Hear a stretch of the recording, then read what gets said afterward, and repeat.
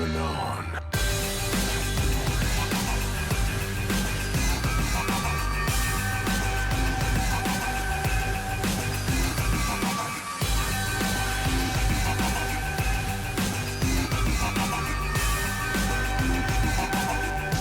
Keep moving on.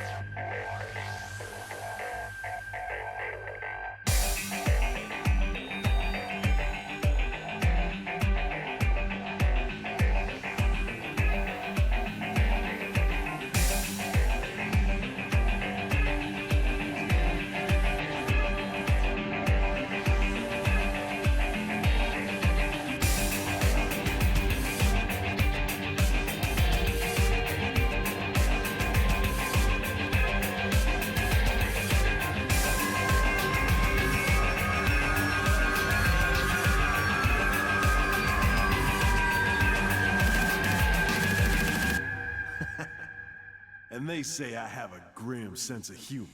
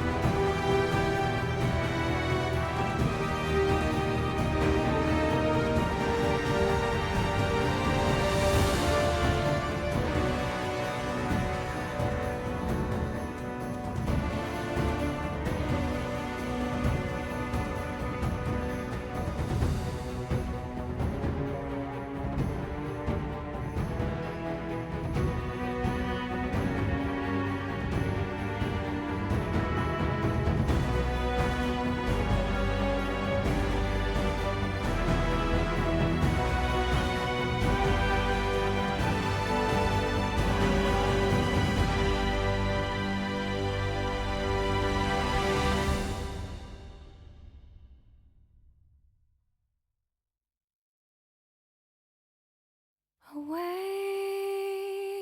to my voice and hear the call within. Embrace the fear inside. Surrender your mind to mine again. Close your eyes, have faith in me, and leave the lie behind. You're never alone.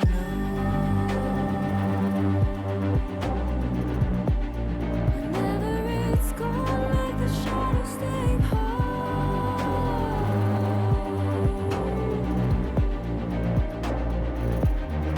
You're never alone. Let the poison in. Feel the warmth arise. Close your eyes, have faith in me. What is up, guys, gals, and non-binary pals? I am your new host for Platinum League Otter Talk. I am Chong Selma, also known as Chong. Tonight, I'm joined by the mid laner of Atomic Desperados, Finny, and two Dorado boys, being Islamic Samurai, and Cooper, aka he wanted to be known as Big Dog tonight. How we doing, guys? Pretty great. How about you? You know, we're chilling. You know, happy to be here. You know, I have come to this wasteland of Platinum to save you guys with content and much more, and hopefully we can get this going and having a good time here tonight. Excited for it. Yeah. Yes, I mean, Mr. Islamic has already been clogging up my DMs today, so he seemed very excited for this. you're welcome for that. Yeah.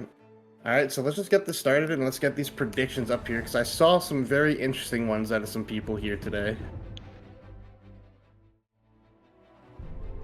So starting in the Piltover division, we have some very interesting choices here. Mr. Islamic Samurai voting against his own team, rooting for Sun Lero, and also Coop is as well. No. The way that it was presented, I put it as 2-0 for Row. I don't know if the. Oh, I didn't. Oh, okay. I mean, eventually everyone's got to go down, right? You know, so I figured I'm just gonna vote against us until I'm right. Just give myself some extra motivation. All right, that's fair enough. We also have with the roster changes they've made, they've become such a better team over the past couple weeks. Over at Sun, they're bound to be able to take a series off one of these strong teams eventually. I mean, that's the hope. As you know, I've been looking at everybody's roster changes and just rosters as a whole in general closely, and Sun Lero is a team I'm kind of worried about. They seem to just be struggling draft-wise. I'm hoping with this pickup of a new jungler that really helps them out this week. But everybody else here is voting for Dorado Gaming to take another decisive victory here. I put you guys as number one in my power rankings. I see everybody else agrees with me. Finny, why do you think Dorado's going to get this win tonight?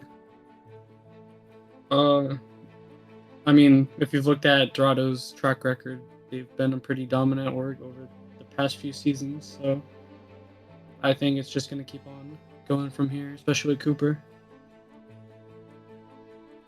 Yeah, I mean, I've been hearing some people call Cooper washed and overrated. I disagree. I think Cooper's kind of the GOAT right now.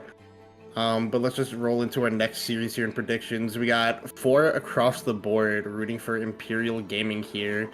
More interesting take is we have everybody saying 2-1 for Imperial into Lotus.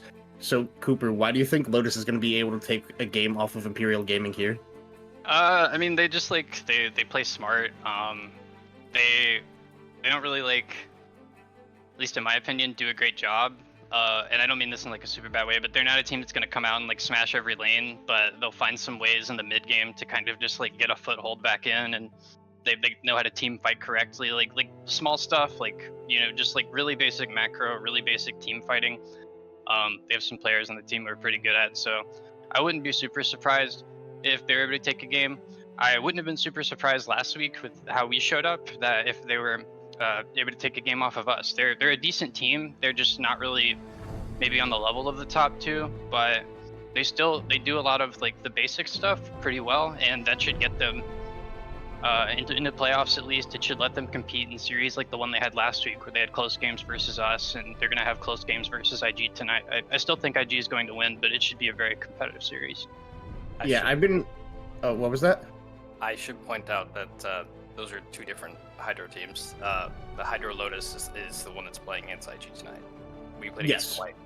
You know, It's okay. all the same to me. You know, I'm just gonna lump them all together. Yeah, I've been making content for about 3 weeks here, and Hydro Lotus is one of those teams I have a tough time reading, because, like, sometimes they'll come out and play and just not look in form, and then the next week they came out, last week, I think they got a dominant 2-0 victory, so I find it very hard to get a read on this team and where they actually are strength-wise. Let's go to the next series. We have AIE versus Hydropump Great White, and I am the sole AIE believer on this channel right now. So why do you all, let's go to Islamic for this one specifically. Why do you think Hydro Great White is going to get the win over AIE tonight? I think that Hydro, just off of like how when we played against them last week, they were actually rather solid. I'm just a little concerned about the fact that their mid and jungle are getting swapped out. So I actually just have it as a 2-1. I do think that AIE did get a nice win last week. It did seem a little chaotic, so I can't hedge my bets on them actually winning this series. I think it's more on Hydro to win. Okay. I can see that. I mean, that's why I kind of put AIE to win, just because of the roster changes that Hydro Great White is going in here. And also, I'm just a believer in this AIE momentum that they have going on right now, coming off 2 wins in a row. So I believe in them making the climb and making a push for playoffs in this group. AIE Nation, rise up. I do think that like it could be, it's 2-1 either way, in my opinion. It's hard to really judge how this series is going to go. Yeah, I think it all depends on how this jungler for Great White looks and how their mid laner looks. But since AIE has been playing together as a full 5-man roster for the whole season so far without many changes or subs, that's why I'm going to vote for them to take this one going into it. And then for our last series in Piltover, we're going to have TFF Misfits versus Monkey Business. And Finny is the sole TFF Misfits believer on the desk. And why is that, Finny? Because I hate Batman and Grim. I think Batman and Grim are pretty good guys. That I is think they're good the solid players. simplest way to put that one. You can't get any cut and cleaner, drier than that one. I voted against TFF Misfits because I've been in roster change palooza, hell, you could say, even with having the FF games last week, because not finding a sub and then just going through like so many roster changes to try to figure something out.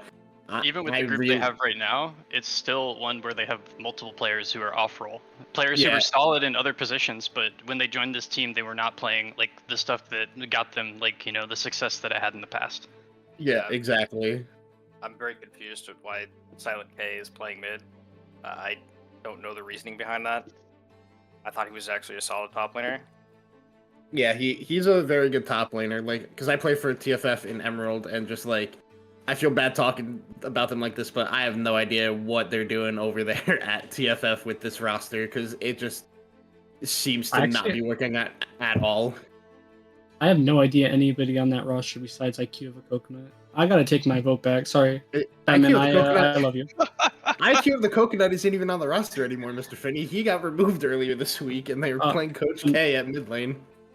I have no idea of anybody then. All right, yeah. Monkey Business 2-0. Okay, so then What's we're all up? for Unanimous. Monkey Business Let's on go. this desk. So congratulations, convinced TFF, for your first win of the season, because we're all unanimous on this one. But yeah, like I was saying, this just the whole TFF roster as a whole has just been ridiculously interesting for me, just because a lot of these players were playing in Titan together last split, and like IQ of the Coconut played really well and just hasn't been here at all, which is like I don't understand why he was even on the roster at the first point if he couldn't make it. No shade to him, but it just doesn't make sense. And I mean, it was then, probably just like a placeholder thing, right? Maybe just planned for something like this to happen down the line. yeah, I guess so. All right, so let's move on to the next group for predictions. Let's move over to Zon for tonight.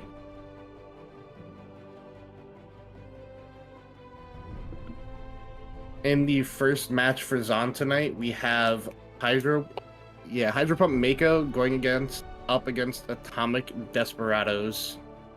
From what I'm seeing, we have some similar decisions on the board here. All right, so looking at our predictions here, it seems everybody is going to be voting for Atomic Desperados to get the win tonight. Except for, nope, I am also voting. I forgot what I predicted. So looks like Atomic Desperados across the board into Hydropump. So let's go with Cooper here. Why do we think that Atomic is going to get the win tonight? Well, I did notably put it at a 2-1, and the one thing I will say, and Finney's here, he'll have a chance to rebut this if he wants to, but Atomic Desperados is a team that's kind of in flux right now. I could see them coming out of this and being this period that they've had where they've had some changes that come through. It's hard to find people. I could see them coming out of it being one of the top teams in the league, but also outright one of the very worst. When I did my power rankings, which I'm sure we'll get to in just a bit, I actually left them off entirely because I feel like it is impossible to place them right now. If this is a series I could just leave blank, I would have. I don't really know how it's going to go tonight. My gut tells me that I should trust the players who are on Desperados, and I don't think they'll let me down in that regard. But this is a series in a season that could go a million different ways from here. For Desperados, it could result in them making finals. It could result in them missing playoffs. There's so many different ways things could go from here, just because we don't really know how everything that they're going through right now is going to shake out. All right, any insight on that, Finney? What's going on with the boys over at the Desperados camp right now? Yeah, it's been a little rough over here. We had to change junglers. Then our top laner said that some IRL stuff was happening to them, so then we were looking for a top laner. But now our top laner's back, so now we should have our top laner. And we should just be changing junglers, and I'm going jungle now, so Yeah, this is a pretty big game. I do think you switching to jungle is definitely, no offense, the most interesting one out of all of it, just because I've known you just have played so many different roles in BOL recently, so I'm curious if your jungler is going to be up to par against the other junglers. I used to be a jungler. Not saying that Mako has the strongest jungler. If I remember correctly, Finney, you did play jungle. You're playing Morgana, Rumble, those types of champions back a while ago, 2022, 2021, if I remember correctly, in ZGG. The meta hasn't changed at all. ZGG, BOL. Yeah. I know. I looked at it. It's like a Mumu Trundle. Yeah, it's okay. I'm okay. All right, and then let's just move on to the stream match tonight, which is MZRY Obsidian Vice versus Conduit Prime. I'm pretty sure we have everybody going with MZRY going 2-0 on this one tonight. Islamic, what are your thoughts on the stream matchup tonight? I there's not really many thoughts. I think it's just going to be a 2-0. MZRY should just take this win.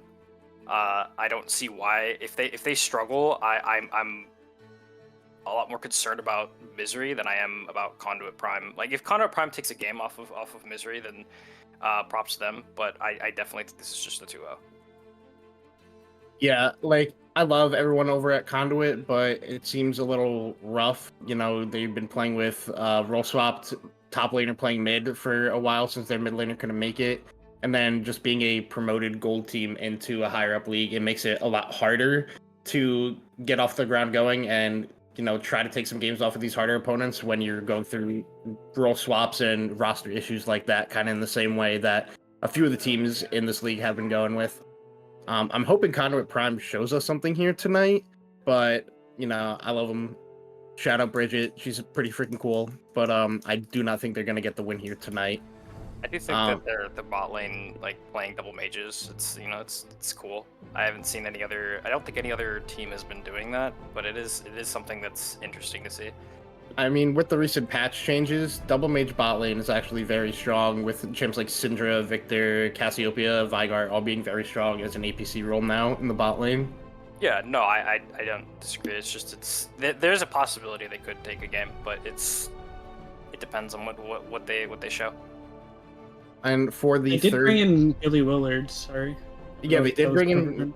They brought in Billiam William in the jungle role here, so hopefully he can try to right the ship and get Conduit some wins here, and get their mental in the right direction, and hope they don't like get too down on themselves, which I hope they aren't getting too down on themselves. And then speaking of Conduit, in the next matchup we have the sister team Conduit Revelation versus TFF Banana. I believe, I'm not sure what Islamic's predictions are, but I believe everybody has Revelation winning here tonight. So Islamic, since I can't see your predictions, who did you end up predicting tonight?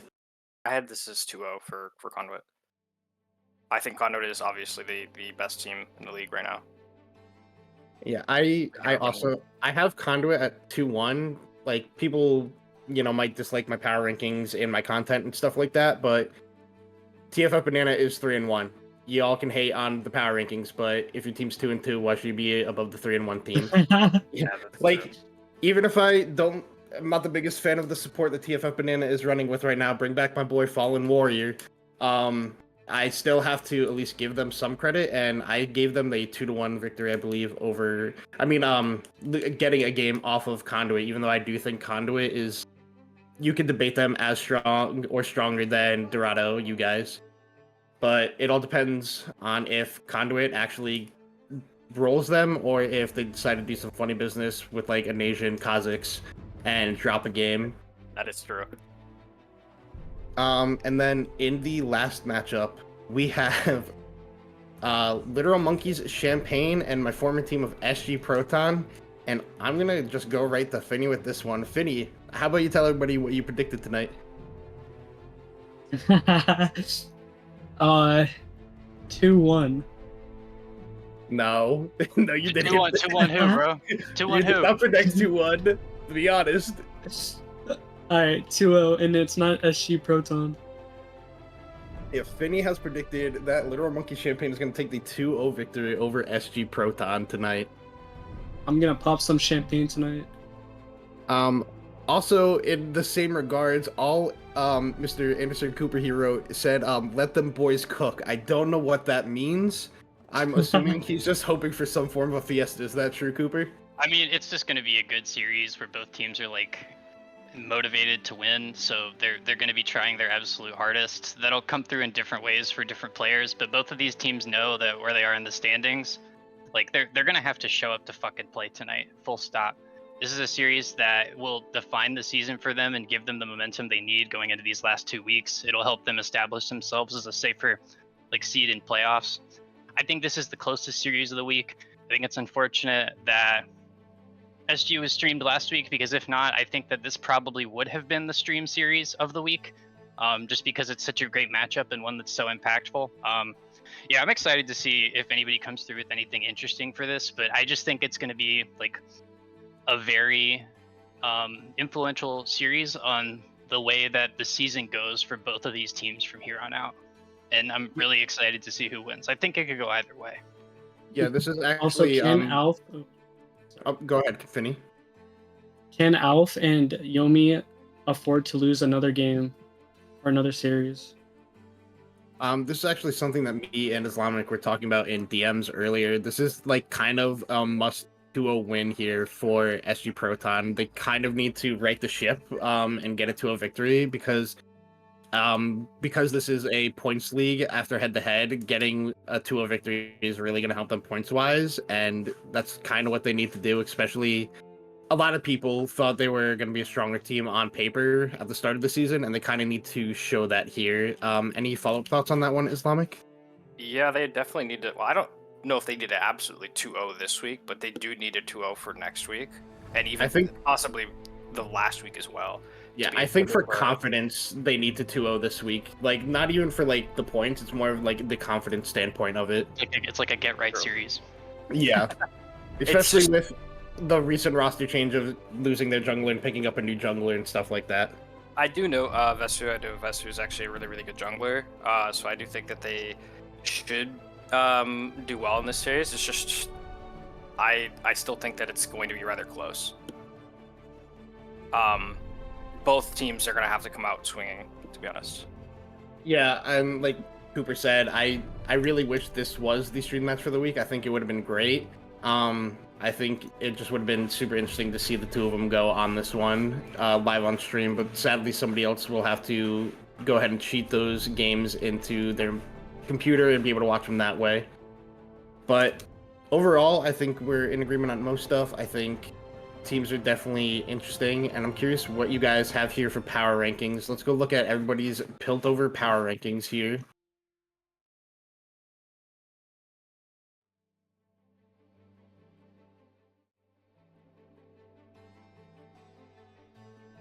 Okay, this I do not looks know like these people. I'm gonna be honest. these are power rankings for the Emerald League. All right, Clown Islamic. if you Gaming having could- a rough time, huh? Yeah, they are. Yeah, Clown Gaming is having a very rough time in the Emerald League right now. Let's be honest about that one. A lot of roster changes on that one. I picked up their AD carry. Very interesting stuff. Islamic, if you could DM me your power rankings since they're not, I cannot see them right now. That'd be great. I'll just talk about them verbally.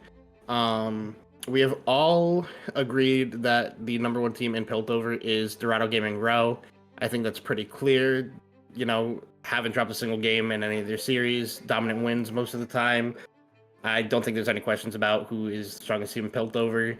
We all agree Imperial is second, and then the interesting part is when we get to third. I, once again, am the only person who has AIE in their power rankings for number 3.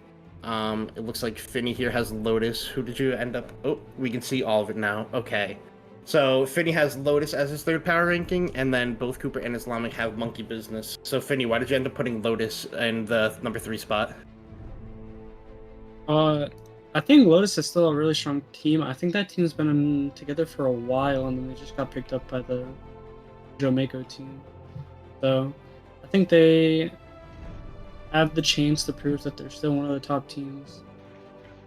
And it's up to Monkeys and the other Hydro team to prove that they're better. And then we got double Monkey believers in Cooper and Islamic. So Cooper, why do you got Monkeys this high on your list? If you got two teams who are both sitting at 500 or close to it, and one of them has a lot of players who have just stuck together for a really long time, I'm going to be inclined to trust that team every single time. Obviously, there were multiple roster changes going through for that Hydro team, and there was one as well in mid lane for Monkey Business, but overall, Batman, Grim, Fox, Fembok, these guys have been together for a hot minute. They know each other.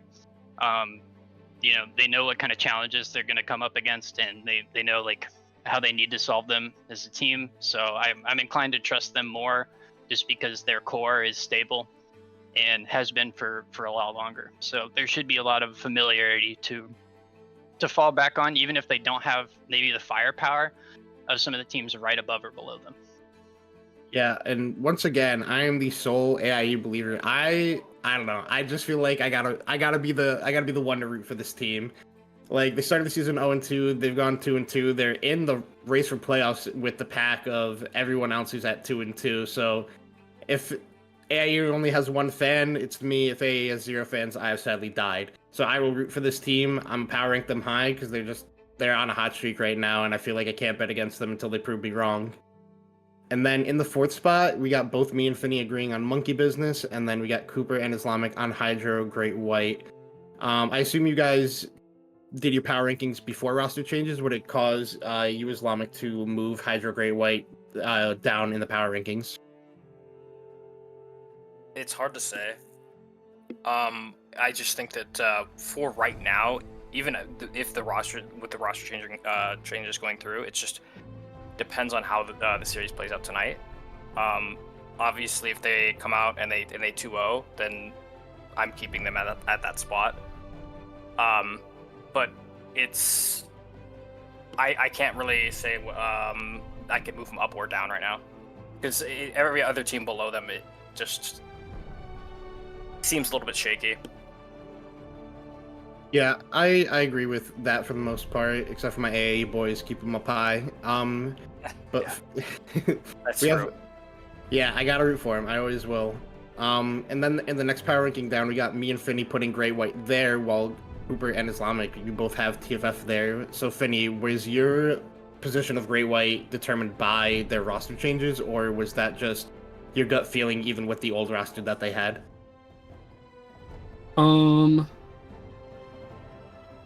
I think it's just with the roster that they still have. Like they still have Panda and JJ. I mean, Slappy's on the bench now, but I don't, I don't know. They're both great players, but like they kind of get tilted sometimes. So Yeah, I mean, I feel like Great White was doing well with the roster that they had, just because, like we said, they had played together with each other for a while. But I think with recent roster changes, it kind of shakes up the dynamic. I know I've played with Slappy like once before. He was a pretty consistent jungler, so I'm not sure what these roster changes are gonna do to their roster. But I'm curious why you two, Cooper and Islamic, why you guys have TFF so high up on your power rankings. Do you care? One of you want to take this one and talk about that? I when the question actually was put in, it was for all divisions. So that should have been TFF banana actually. Misfits I had much lower. Okay. I just have faith, you know. I don't need to sit up here and come through with any clarifications about my list. I just believe in them, you know. They're good guys. They're good players. They got heart. Yeah, I don't have much else. I'm sure they're gonna find a way to pull one or two out of these last three. Let's go TFF. All right. You know what? Fair enough. Mike. If someone's got to believe in them, it's going to be Cooper. So shout out Cooper rooting for TFF. We got the next one. We got a 3-way agreement on Hydra Lotus, and then we got Finny, the only one ranking Sunlaro in this spot. So why do you have Sunlaro on this spot in your list, Finny, above what is considered like two of the weaker teams in the group so far? I think we went over earlier with the Sun changes, but I think their roster is just a little bit better than AIE and the other TFF team. You know, that's fair. I'll be honest, I wasn't really too familiar with the roster changes that Sunlara had made. I know they put in an e-sub request for tonight, but like just Which general I over. think- Yeah, I didn't see them make any other ones, so I guess we can hope that they do end up picking him up instead of just having it just be an emergency e-sub. But I don't know. I've rooted for this team before. I feel like their drafting has been an issue for them so far, and just seems like overall team play just haven't been gelling. So I couldn't put them any higher than 7th for the group. Just that's me personally, and it seems like Cooper and Islamic agree on this one. Islamic, is there any other reason why you would have Sunlaro at the 7th spot here? I just think that it seems that they're having roster issues. I do believe in kills. You know, I think he's actually a really good mid laner. So far from switching from AD carry, but I don't know. I mean, it's just they're having fun, as Dory K had pointed out, and that doesn't mean that they're going to be, you know, they're going to win any games, right? Like, I mean, at the end of the day, we're all just playing a video game. We're just 5 guys getting together to play a video game, so you gotta have a good time while you're doing it as well. So can't blame the boys for having a great time. No, absolutely not. Overall, we've talked about the rest of the teams here in the power rankings.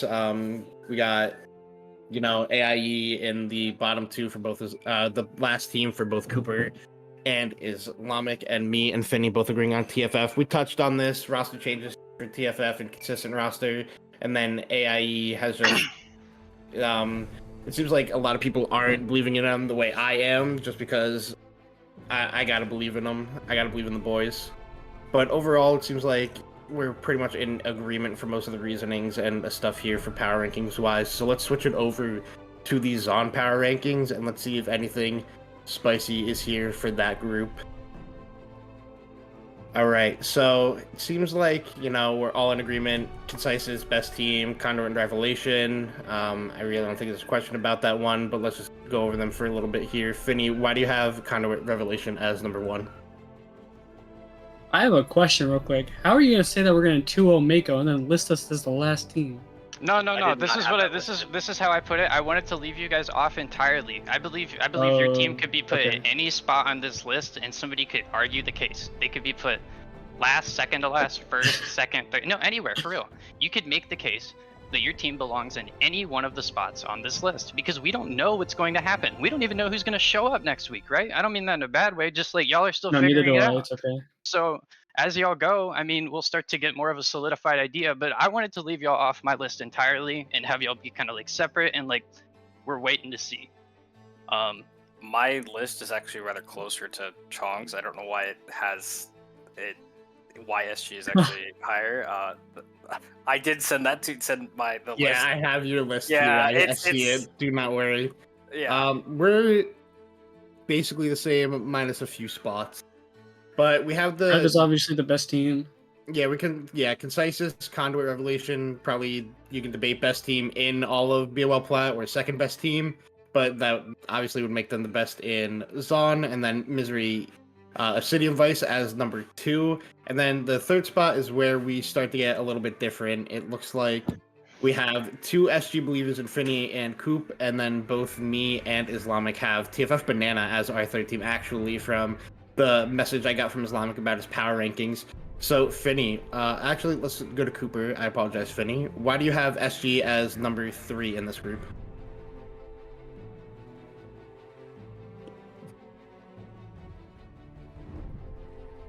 Coop? Oh, sorry. What? I thought you were saying Finny there. No, I I think, switched it over to you. my bad, man.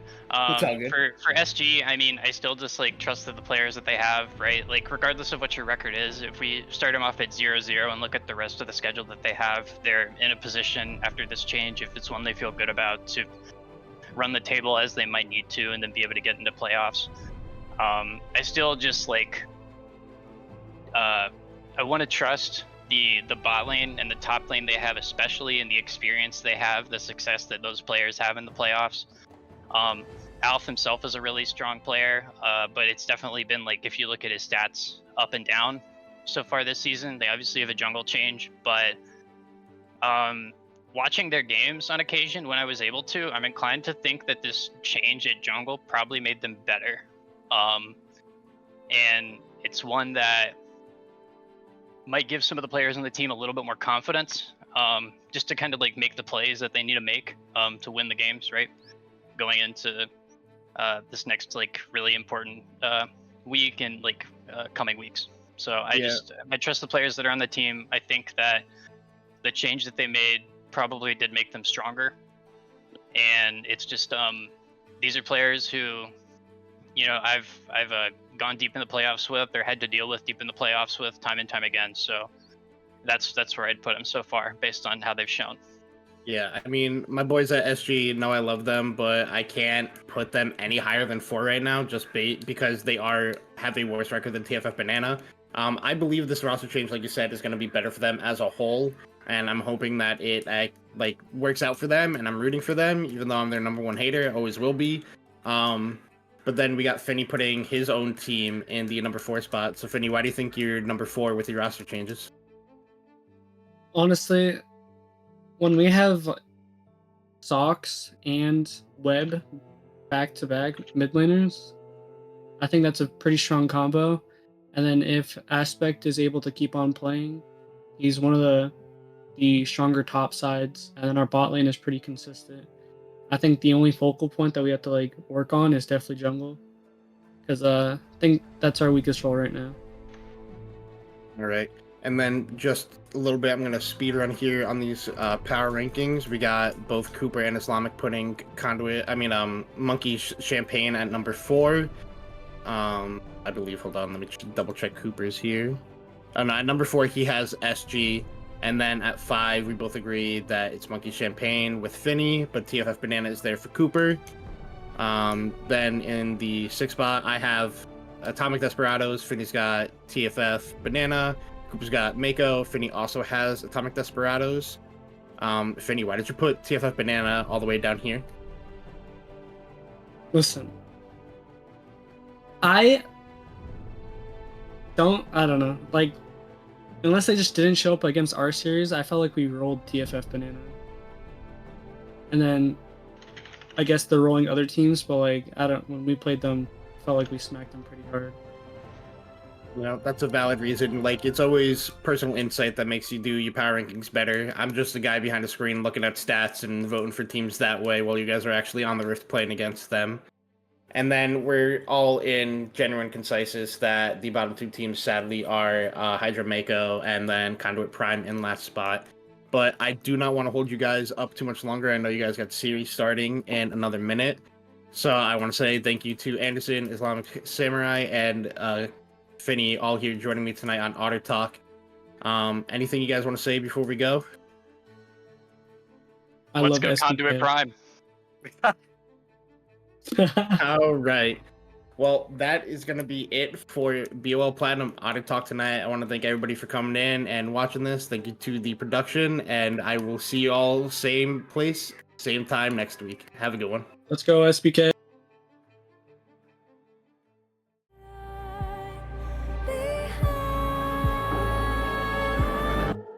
You're never alone.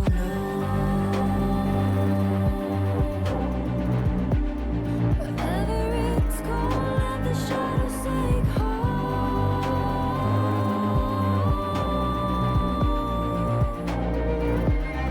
you're never alone.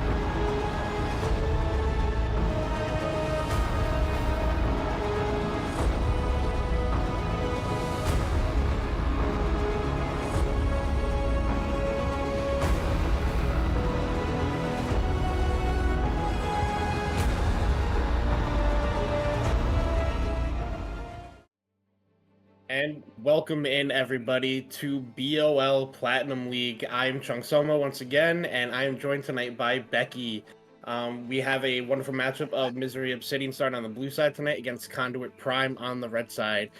Becky, I know you're kind of new here, but any thoughts on these teams here tonight? That's a great question. So I will say, while I don't have a lot of thoughts on these particular teams, as this is my first week checking out the Plat Leagues, I'm very familiar with this level of play, as I am, or was, I guess, one of the Draft League casters, which there are some familiar faces between the Draft League and the current Plat League. In this game, Tortuga played in Draft last split, so that might be the only familiar face here, but on Otter Talk, we had Islamic Samurai and Finny, and both of them have been in previous Draft Leagues that I've done coverage for, so I'm very familiar with this level of play, and what would be not a surprise at all is seeing Mr. Amumu get picked up, the classic, and the response of Cog Lulu. We're firing on all cylinders right now. Cog Lulu is kind of like the strongest bot lane duo on the patch right now, with the reemergence of Lethal Tempo and just enchanter items being ridiculously overpowered right now. This is like the prime duo to be playing if you're not playing like a mage bot lane right now. And Amumu still as great as ever. He just provides so much CC and just all that great stuff. And like we saw the Udyr ban, I think Udyr is actually the best jungle on the patch, but I do think Amumu's a good second. And I know you said you're not familiar here, but Conduit Prime recently picked up probably a familiar face to a lot of people in Blue Otter. It's old admin Billy Willard playing jungle for Conduit Prime now. I thought that was Billy. I was like, wait, that is Billy, everyone. Is this the Billy Willard? Can we drop a heck Billy in chat, everyone? Thank you very much. We do see MZRY picking up the most hated bot lane duo of Senna Seraphine, just what everybody hates to see in solo queue, any type of queue whatsoever. Yeah, so I haven't been keeping an eye on the patch past the Worlds patch. I know some weird things have been happening on 14.19, and I'm getting a taste, I think, of the fact that 80 carry season is over, folks. 80 carry summer is gone. You're back to supports, best supports and mages in bot lane, and you know what? After seeing 80 carries and 4 rolls, I think I'm okay with that. I think I can live with that for a little while. Me, personally, as a jungler. So, I will say I do think that playing into Sarah Seraphine, that was just wrong. Senna Seraphine is a disaster. Is just miserable. Cog Lulu does have quite a bit of power, especially early on if they don't get completely obliterated by Seraphine's poke. Kog'Maw with his aggression, plus the Lulu shields, plus speed, just gives him the ability to run people down very effectively. And poking out one of the two of them pretty early on could cause him to fall, make him a bit weaker, but I think it's going to just be really hard to crack him in general. Shen is going to be the pickup here, as now Blue Otter League we are in. I'm reading. Car team is going to be picking up their top lane response and getting a blind Vice. Yep, MZRY Obsidian Vice. Picking that Obsidian Vice. Yeah, I mean, and then like some other fun stuff in the meta right now. Top lane is kind of like tank season or just stat checkers, big bruisers. So like Shen is a great top lane pick. Aatrox has seen some fall off. I played with one recently in the comp game. It still felt as strong as ever. He just went the lethality build and just one-shot 80 carries. Because 80 carries don't exist in patch 14.19. If you're not playing Kog'Maw, just pick a mage. Literally, that is the meta right now that we're living in, boys and girls. But I kind of like the Sylas pick, and I kind of also don't like it, because the only ultimate that's worth stealing right now is like the Lulu ultimate, maybe the Shen ult on occasion. But I mean, for the team comp of MZRY Obsidian, it makes so much sense. It gives you another target to bounce the Seraphine ult off of, and with the Senna and Seraphine healing, if you just have 3 melees who are always healing and just in your face team fighting you, it's great. So it's really going to be on Conduit's 80 carry on the Kog'Maw to space correctly.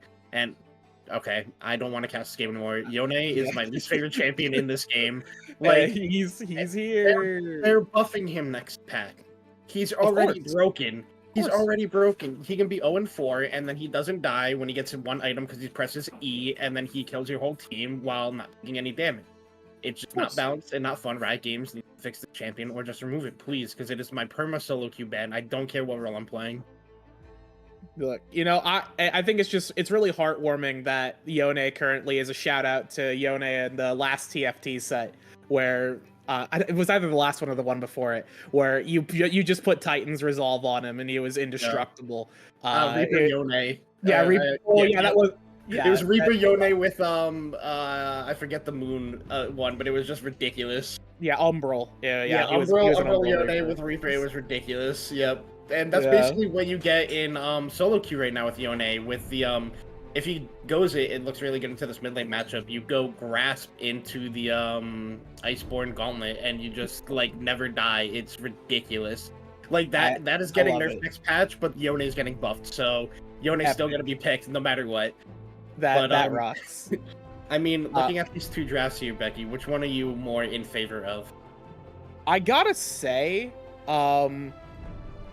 man, both of these teams. What happened to League of Legends? This game I love. Both these teams are kind of really lame. Usually, I like to, especially for these kinds of leagues, I like to pick the team I think is going to be more fun to watch. And I'm imagining watching these two teams. One team doesn't want to play League of Legends until 30 minutes, and the other just isn't going to play League of Legends. So. I think if you go more fun, it's maybe MZRY Obsidian Vice, only because they have the Silas, because gaming isn't fun. It's just repetitively shooting you from 30 miles away. Yeah, I think that there are some interesting things that Silas can do in particular. And I mean, I also do like picking in plat leagues the team with the more big dumb buttons. And Amumu, Seraphine, Silas stealing any of the good ultimates, that's a lot of big dumb buttons. So I think I'll go with Obsidian Vice this game.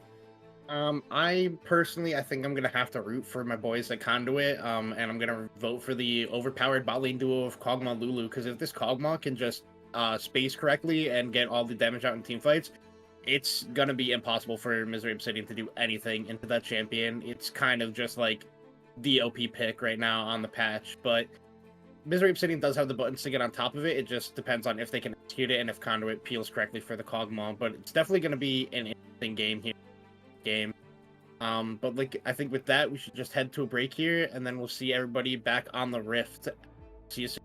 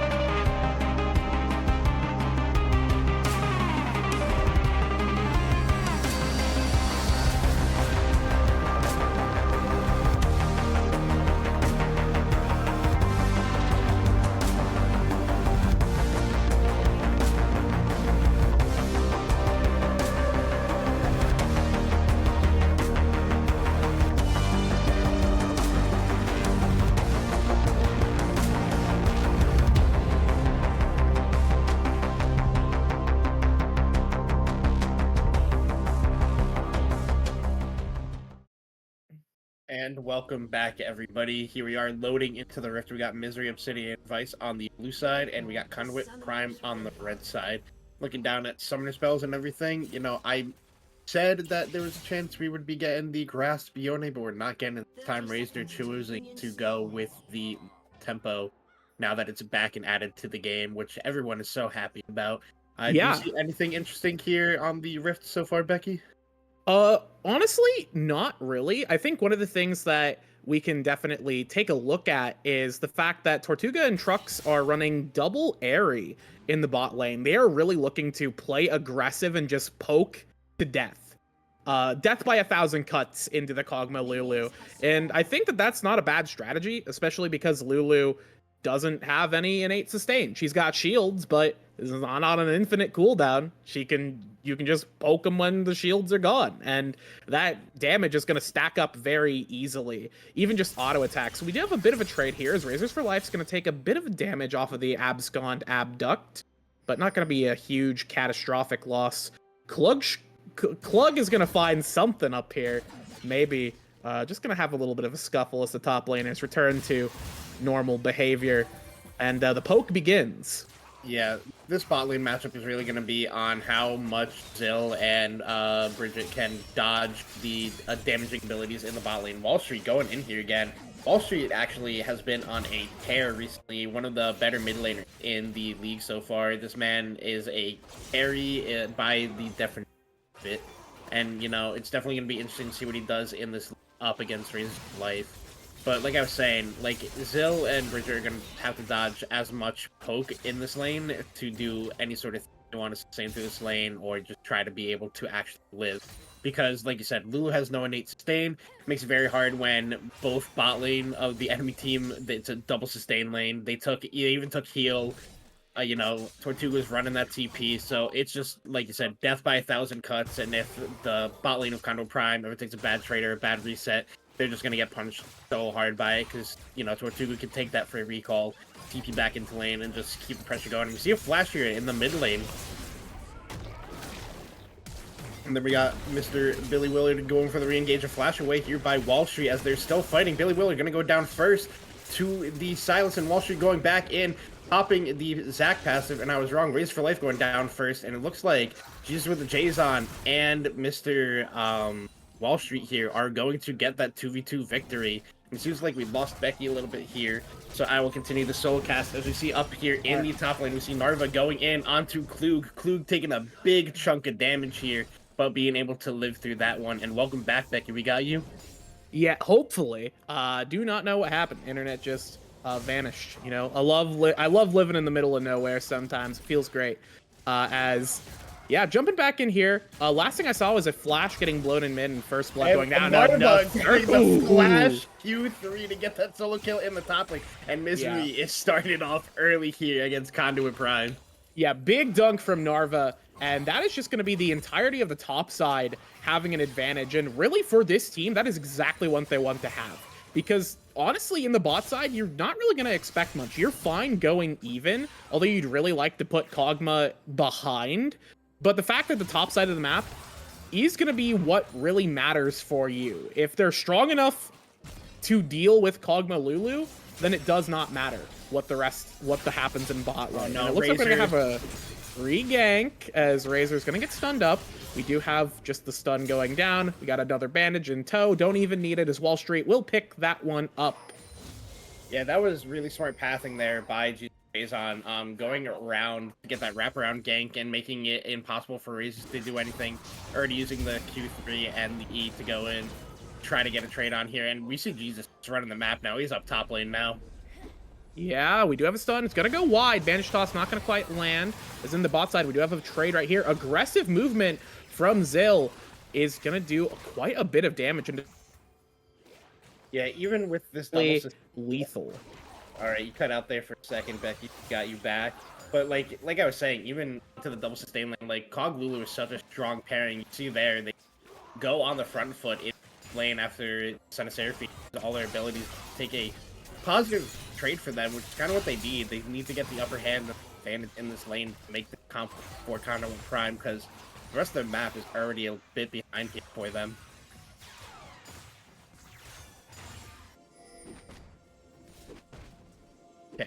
seems like we have lost Becky again. So we're gonna have a little bit of another Chong solo cast going. It's kind of a prime bot lane set, but we got Trucks trying to get in there, but they get out in time, getting the reset off. But we're gonna see here that Sports is gonna be push this wave hard crashing, and Tortuga would most likely be able to save this TP here and not have to go back to the lane. Force it back to the lane, use it for another play as a defense type of style. As we see Wall Street taking a trade here on the life, raising, dashing back out, doing all the funny nice stuff, not taking much. As Narva up here top lane, starting to create a not CS lead, I believe, but just a dominant pressure over Klug, and gonna be on Billy Willard to choose where he's gonna go to get his team back in. As Narva is Wall Street taking a big trade here onto Razors for Life. This Silas so strong right now. He's taking whatever trade he wants against the donate, not giving a damn about it. As Narva trades into Klug again, hit Q1, Q2, Klug dashes back in, gets a stun. We see the chains come out from Narva, taking more damage to Klug, but not gonna go for that Q3 because it's on CD, not flash or anything. Just take the damage that he's got, push the wave in, and something like. Bot lane, we see Zill and remember we're going to pan to the mid lane. We says we dash in here, not get anything off it. But back in the bot lane, both bot lanes back, just farming it up again. Really nothing else going on in the bot lane right now. Just CS staying for as long as it can. As they set up a pink ward, as Jesus with the Jace has started up this dragon and is on it by himself. Oh, and in the top lane, sorry about that. We see Narva going in on the trade here, popping his ultimate, going in, dashing flash away by Klug to live there, but Narva almost getting another solo kill here as Wall Street is going in onto Razors for Life. Razors is going back in with a Q3 dash, but you know, another positive trade for Wall Street as Jesus with the Jays this whole time. Where's the solo on the dragon? Billy Willard is in the bot side, but MZRY Esports, I'm sorry, MZRY Obsidian Vice knows about this one. So it's definitely going to be an interesting decision here for Billy, where he's going to go on this map to get the pressure going, try to get his team back in. They're already down 2K at game. All right. Taking a breather there as we see the rest of MZRY, as in Jesus with Jason and Wall Street, going right up to these grubs, because Wall Street is looking to reset, but he can help his jungler take these grubs. As Trucks rotates into the mid lane to stop any form of push out of Razor. And after this, we assume Wall Street will take it back, be happy about what's happening. But if MZRY Obsidian Vice is smart about this one, they will just let Trucks walk all the way up to the grubs. They're not going to let him walk up. It would have been free soul stacking, but you know, I can see the decision not to. Is Bridge going to just do a little fun stuff with Tortuga. Nothing really going on down here as the wave is not in a good spot for the Conduit Prime bot lane. But, you know, if they choose to, they could freeze it here as Truck is walking back to the lane. And we see Jesus with Jays kind of pathing towards top side, just taking his time, taking the Scuttle Crab as they're going to set up some vision here. But Zill going in onto Tortuga. We see a good chunk of damage as Narva kiting back away from Klug. Klug doesn't know that Jesus... Oh, he does know Jesus is here. Jesus flash forward, hits the bandage toss. We got the damage. The Curse of Sad Mummy coming out. They're going to give this one to Narva as best they can. But Nope. And picks that one up for himself. And welcome back, Becky. It's been so long since my internet has been this horrendous. So of course it's the night I'm here to cast subbing in. I feel so bad for you. I'll fill in for you. Take a break. All right. Now, let's take a look-see. I'm going to take a look-see here at the game state and try and figure out what the heck happened while I was gone. Not a whole lot necessarily, but we're starting to see some leads develop around the map. In top side, there's a very sizable CS lead for Narva, and also just the plates getting picked up by the Aatrox here. And if you want to, there is a champion you do not want to see get a lead, it is Mr. Aatrox. He is a very terrifying champion. As well, the Amumu getting a pretty sizable lead. Opting into getting the early Haunting guys, a little interesting. I don't necessarily mind it. I do think that pretty much on any kind of jungler like this, boots are always pretty effective, but if you've got the gold for it, might as well take it. It makes you better at dueling, and you kind of, your clears are probably still fine. Mid lane as well is very much leaning in Wall Street's favor, and we can see where this gold lead is around the map. It's super loaded in top side, super loaded in mid. But the bot lane being a little bit in favor of Zill is definitely helping even some of that out. Not a lot of it, though, because this is still about a 3k gold lead, 3.3 for the side of Obsidian Vice. So we do have a bit of an engage here. Razor's going to flash out, knowing that Jesus with is on is there. Mr. Amumu will be... Jesus with J's on. He's got his J's on, fam. Oh, with J's on. All right. Yeah, he's got the Jordans on. Come on. All right. Now this is that. All right. This is epic, actually. Never Yeah, mind. the name is actually goated. Jason is gonna be perfectly fine here.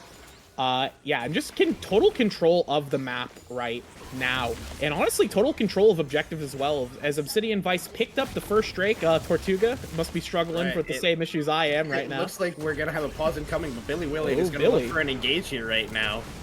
Yeah, Billy's gonna be engaging. Okay. Yeah, we do have the engage with the Stand United, but oh no, Razors. Spirit Unbound Razors is going to be cut up right there. As now on the bot side, we do have a pretty solid engage from the side of Conduit Prime. It's going to be turned around by the Encore! A huge hit, but nobody to follow up, although we do have Wall Street walking around. Jesus going to fire out. Yeah, we got a huge fight here as Narva has arrived. The raid boss is here, going to be cutting up the backside. Kluger drops eventually. Billy Willard drops on the other side. Zill vanishes. Brigade vanishes. And that is the entirety of Conduit Prime getting zeroed out. Yeah, so random 5-man team fight at 11 minutes into the game. It was what you expect. Huge play for, you know, MZRY Obsidian Vice here, especially for Narva, TPing in there and picking up a triple kill.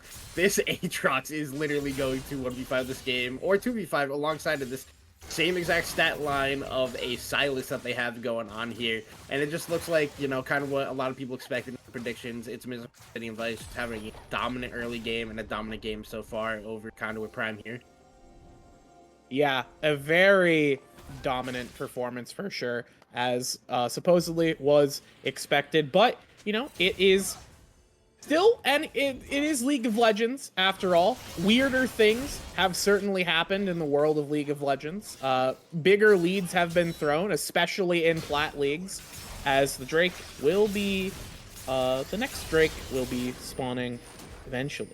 Razors for Life is going to be dipping away back out. We do have Zach going in. Billy Willard is going to be bouncing around, but not doing a whole lot of damage in the process. Jesus with J's on is going to be dropping the fresh looks onto the enemy team right now. As Brigade will have to use the Wild Growth to get themselves out of dodge. TP going to be coming in. That is going to be coming from Razors for Life. So it's going to be a 3v2.5 in the mid lane as Amumu is around. But Amumu's going to be dipping out, deciding, okay, you don't need me here. You're fine. I'm going to the Drake. And on the top side, Aatrox is going to be clearing out the Herald. So just, again, objective domination from the side of Obsidian Prime, or Obsidian Vice. Yeah, Obsidian, MZRY Obsidian Vice is gonna continue the dominance that they have around the map, and Conduit Prime has used the fighting power of the for themselves here to look for a way back into this game with Zill getting space, but it's kind of hard with the also into the comp that Obsidian has drafted, because you see here they also team fight extremely well until we get into the back line, layering all the ultimates around as Wall Street gets another solo kill in this mid lane. And you know, as a caster, we're supposed to not call it over, but it might already be over at 15 minutes. We're about to have a 10k gold lead at 15 minutes into this game. Yeah, it's kind of hard to come back from this. I'm gonna be, guys. Yeah, you're wishing you had Cassante so you could build Moonstone this game and get out of this one quick. Yeah, at least Bully read those notes and knows to disable that champion for right now. Yeah, it is definitely. It's just looking pretty over for Conduit Prime. So which is not amazing, obviously. This is one of those situations where you kind of have to think, like, what could we possibly do next game? What can we get out of this game right now? Because aside from divine intervention, I don't think there's any real feasible way Conduit Prime claw their way back into this. They technically have Kog'Maw Lulu, But like that's a hope and a prayer into all of the lockdown that they're having to face down here. Speaking of lockdown, Jesus with Jason gonna be looking to get the bandage toss onto Klug as he's Dash just in gonna a get straight line. dash in a straight line. It is a disaster as Narva is unstoppable in the top lane. Double Giants belts looking like they picked up the charm in the current TFT set. They got a couple of belts on them, but that's not a whole lot. It's just a bit of HP. But that HP gets cut down all the same. And it's, again, just not a whole lot to say as the whole map falls apart as Racer just walks up to Flash to catch this wave. Desperate times. Yeah, the only way that Conduit Prime to get back in the game is they have to be willing to sacrifice something on a side wave to make a play where MZRY won't be expecting it. It's the only way to get yourself back in. Like drop a wave in top lane, make a play on while he's solo in bot lane, give up an objective, make a play on the opposite side of the map. It's stuff like that that you have to get creative about to find the right angle and the right time to just find a way to start clawing yourself back into one, because there's a lot of shutdown gold still on the map. You know, all outer turrets still have shutdowns. We have 3 people on the side of MZRY with a shutdown. So if somehow that Conduit makes the correct play, can find a way to get back in the game, there's a lot of gold for them to pick up. It just depends on if they are able to find it and execute. But Billy Willard are having to flash away from the goon squad of MZRY Obsidian Vice here.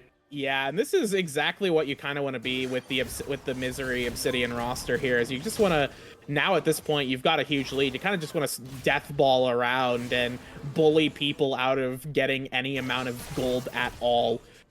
You know, you can leave Narva on their own. They're literally a raid boss, and you just have the rest of your team move around top and mid jungle and really just cause havoc. We do have a potential jump here. The elastic slingshot's gonna get charged, but Billy knows better than to follow that one up. I will say, in terms of making weird plays, ambitious angles happen, Conduit Prime actually does have a pretty good comp for that. Yeah, they have the perfect ideal comp for you, you know, with a Yone ult, a Shen taunt on top of Zac engaging on him, and a Lulu knockup, you know, burn 5 ultimates, but you can have it happen. Yeah, theoretically. I mean, 5 ultimates for a huge shutdown like the one on Wall Street or Narwa, you're honestly not even that upset about it. Especially because things like the Lulu ult, yeah, it's an ultimate cooldown, but it's not too terribly long. You can definitely still play around not having it. The Stand United is definitely a big thing to lose, but as long as you keep TP, it's not the end of the world. So they definitely have some tools to make things happen, but again, it's now a 11k gold lead they're looking down as the gold advantage just continues to start piling on here as our third Drake will be coming up in just 20 seconds. We'll almost certainly be going over to the side of Obsidian Vice unless they decide to give over a handicap, you know, give an extra special bonus to Conduit Prime. But I don't think they really want to give up this potential perfect game they've got, because it's looking pretty perfect from them for sure. Yeah, Just gotta it is. You just gotta not mess up. Oh no, engage. Yes, the Curse of the Sad Mummy will go down. The Encore follows, and that is a song we've heard before as Brigade will just drop there. Razors for Life gonna be trying to go for a short trade over the wall with Wall Street, but does not get a whole lot done in the process. Just a bit of HP. As now the Herald, we're not even at 20 minutes yet. Herald's gonna be cracking down. Yeah, they're going for it. Yeah, get the big drive. Gonna try and crack this turret instantly here. We do have a potential engage. Flash is gonna get blown. No cooldowns are up. No ultimates from Tortuga or Jesus with Jason is an opportunity, but it is one that they cannot find. The team is just good enough at disengaging that nothing amounts from it. Yeah, I was going to say before that play in the mid lane on Brigade and Zill happened, like, that was a time for them to look for a play in the side lane. Like they're doing right now onto Wall Street. Wall Street having to flash away as they're trying to get in on him, but it looks like Wall Street can turn this one if he wants to, as the rest of MZRY is on their way. And they're trying to write MZRY for Conduit as Narva flashes in, hits the Q1, gets the knockup, and gets his domination rockin'. Yeah, MZRY certainly loves company as they keep walking around the map, joining up on their friends who are finding themselves in a little bit of danger, but danger is very easily averted when you have the largest wallets on record as we are now at a 13k gold lead. The number is truly astronomical. I don't think Yone, the 05 power spike is gonna save him here. He As has he to is, hit the Yasuo 0-10 power spike. That's Yeah. what we're waiting for. that's actually the new win con. Is Razor's just you gotta get going, bud. You got 5 more deaths you gotta get. You're not worth any gold anyways. Might as well. So I think the thing with this game here is it's no longer on Conduit to try to come back on it. I think the focus should be shifted to how does MZRY close this out with the perfect game. I think that is the bigger question here in a Plat League, because a dominating victory like that is scary for the rest of the teams in the league if they're able to do something like that. Okay, Wall Street gonna be going for a short trade here. Just gonna obliterate Razors for life. Okay, we got the shield coming back down. Oh, that was a little bit scary, but one more to go, Razors. We got this. The 1-star Yone is not looking very good right now into the Silas. Fully jacked. They do not have the Umbral, or the Silas has his Umbral buff, but the Yone does not have Reaper or Umbral rocking for him. Yeah, it seems like. Yeah, this is a trait bot Yone. He's not doing a whole lot for anyone involved in this game, which is very unfortunate. At the very least, Zill can say that they had good KDA, relatively speaking, compared to the rest of the teams. Like, what's going on? I'm 0-1. Why are you all feeding? Hello? Yeah, I mean, the argument for his team is we're 3 melees and you shoot from 30 miles away. And he's, he'll be like, all right, you know what? Fair enough. And that's fair. That conversation. Yeah. But, I mean, I hope Conduit Prime doesn't take this one too hard and looks for a way to make something happen in Game 2 as Narva's going in here onto Billy Willen. Oh, cancels the gymnastics slingshot and pulls him back. The encore is going to be big on the backside as Brigade is going to use the wild growth, but Wall Street's stolen that ability. Just going to walk right here as Razors for life. Going to get a pretty big ulti right there, but it's going to amount to nothing because there is no damage to follow up. Zill's going to walk into melee range, deciding to live like the tanks. Going to try and get some damage off of the... No!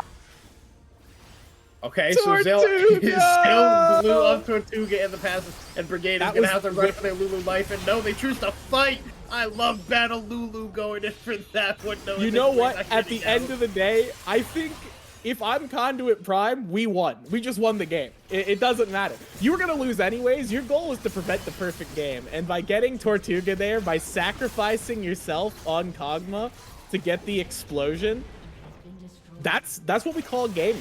And I don't think you can't hate Zill for making that happen. Yeah, and the game has to go to Zill. Stop the perfect game as they're going to engage onto Wall Street and burning everything. Wall Street's gonna go down too. That's actually a huge shutdown. It's a shutdown on the Zill. Zill is going. Oh, what?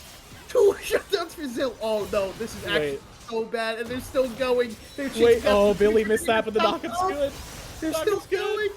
Oh no. Okay. He's charging again. He's flying in again, looking for Tortuga, but that's going to be the end of that play. That is actually such a huge play out of Conduit Prime.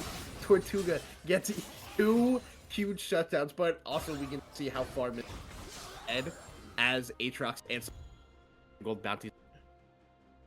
And my mic is being a little weird there. Right. Yeah, they got 2 big shutdowns, and first of all, both of the other players still have shutdowns on them. They still have bounties.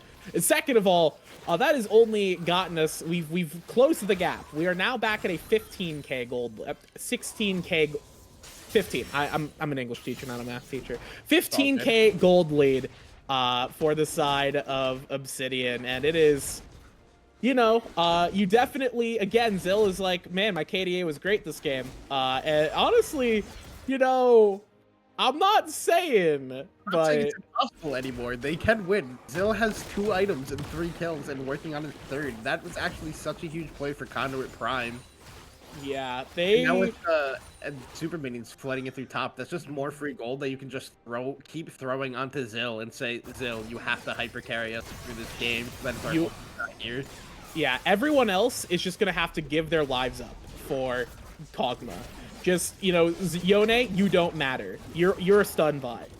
Everyone else also a stun bot. Your goal is to make sure that Captain Kog'Maw can do something in the game. We have a Stand United going down. It's not going to be really amounting to a whole lot as Razor's going to drop. Kog'Maw is not here to try and fight this one out, as the rest of the team is just going to get locked up by the Curse of the Sad Mummy. Kog'Maw is finally here, but way too late to do much. Just a fight taken a fight responded to on the wrong side of the map. A Stand United burn for no reason. And Zill is going to have to try and play 2v5 in a game that is a 16k deficit. I don't think, even with the Kog'Maw scripts on, you could make this one happen. But if there was ever a time to turn the scripts on, here it is. As now, just going to see the turrets cracked. No, Zill gets locked up. He is done down. Does he get Wall Street? Does he get Wall Street? Oh, no, Wall Street's gonna flash away. You live once, you die forever. As Narwa is just gonna do a little bit of damage up here as the Nexus will, as we predicted, explode at one of the largest gold leads I've ever seen in a game I've casted. Hey, good job, Conduit Prime. You did not get game. And, you know, it could have gone different if they did not take that fight in the bottom lane. Maybe they could have scaled back and Zill could have done something, but it didn't seem like it happened. Yeah. Man. This is one of those things where it's just one of those games where it's like, I mean, what do we say about it? It's kind of been it was a foregone conclusion at around 15 minutes. Sadly it was.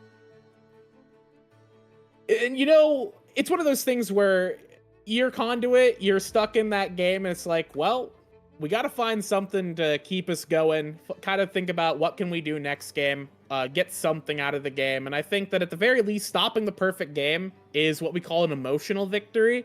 And if they don't get too beaten up by getting absolutely steamrolled, then maybe they could bring some of that crazy energy we saw towards the end of the game into the next one and give a little bit of an upset here. But it's gonna be tough for sure.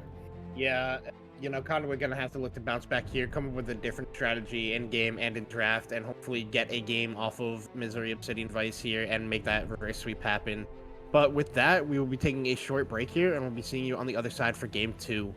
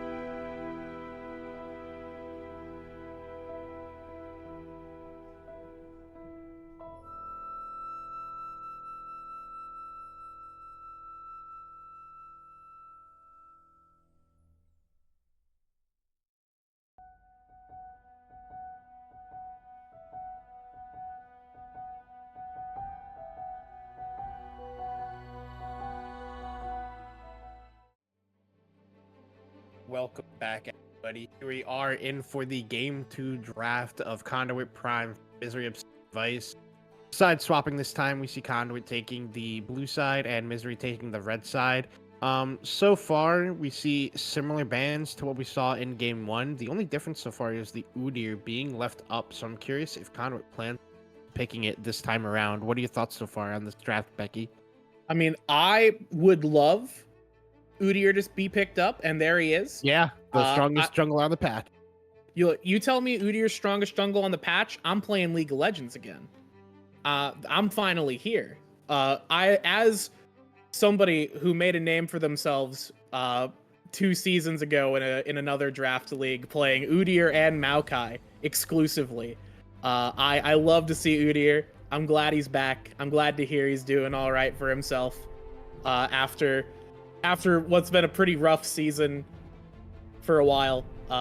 Glad he's here. But on the other side, Syndra is a very interesting pickup.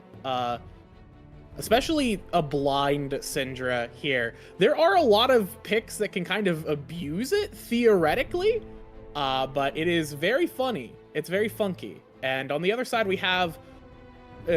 surely that's not a luck spot, right? Smile? Who Smile? knows? I know Conduit likes to do some interesting things with their bot lane of playing Mage's bot, but... You know, to touch on the Syndra point, he said it's interesting to pick that blind. It's actually not right now. Syndra is actually the most overpowered mage in the game right now. You can also flex her into the bot lane, but with the Jinx pickup, that's not going to be happening for MZRY. But she is legitimately, like, the strongest champion. But that is the interesting pick of a Galio being picked up here by MZRY Obsidian Vice on R3. I'm curious where they're going to put this. I know for a while that top lane Galio was the thing that was happening. I'm not sure if it's still a thing. I could see it being put into support. If it's a double mage bot lane for Conduit, he does get that magic shield. He has a good form of engage. He can provide some peel and protection for the Jinx. So it could definitely be an interesting support pickup here by Trux. But we'll have to see with the rest of the draft where they do end up put that Galio. As we see a Skarner ban, also one of the strongest junglers on the patch right now. So MZRY taking into account that this Udyr could be flexed top lane as he's still ridiculously overpowered in the top lane. Basically, the patch of League of Legends is pick somebody who can duel, has ridiculously strong early game stats, and then pick Syndra, and you probably just win the game. So that's why we see like a lot of stuff like this happening. As we see a Camille banned away here from Narva in the top lane. I don't think they want to give Narva another chance that he can 1v5 on and hard carry the game for MZRY. As Volibear, hey, I know I'm sounding like a broken record. The third strongest jungler on the patch getting banned away again here. Yeah, I'm seeing a pattern here. You're talking about champions with big dumb stats early big on. beefy stat sticks. And I'm thinking about Volibear seems like a champion that has big idiot stats early on and can duel you very easily. So, you know, not surprising to see poor old Mr. Volibear go, as we do have the Sejuani getting picked up. Good CC lockdown going over for the team. Definitely, I'm trying to think to myself, because something strange is happening here. Something mischievous is brewing. Okay, and speaking so of mischievous, mid, I think. Who knows? Yeah. I mean, what do you mean? Smolder's a top laner. Smolder, yeah, it's Garen mid with Smolder top and Lux APC. I forgot. That's the play here. Yeah, well, the thing is that this is actually Syndra support, and it's Galio mid. So it's actually optimal to send the Garen into mid lane, and then the Smolder top. So, really, I think Conduit they've got the hard read here, and it doesn't matter anyways, because it was actually... I thought we were getting set support. That would have been the best. But that would have been a throwback. I would have known I would have realized if they picked set support, something has gone horribly wrong in League of Legends if he was back in support. As a support main, I have not seen that champ as a support in months, but hey, it's still terrifying when it flashes on you level 1, face breaks you, does half your HP with 2 autos and an ignite. It is still the scariest thing to go against.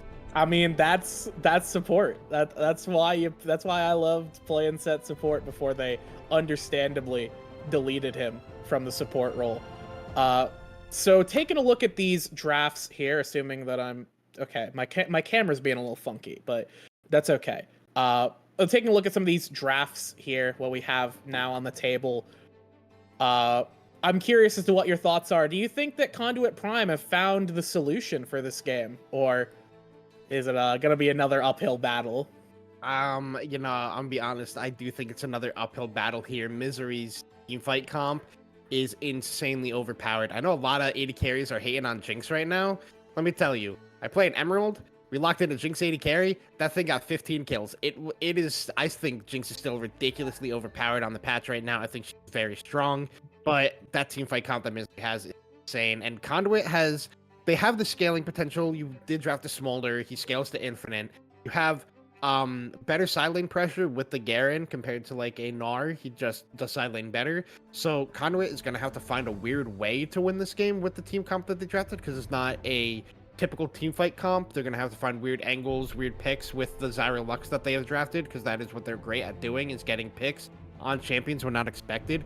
But sadly, as a Conduit lover and a Conduit believer, this will be an uphill battle for them this game here. Yeah, I do believe in the fact that it's just going to be really tough because of what they're fighting into. The champions they're playing into are just pair really well together, and it's really hard to fight into them and scrap.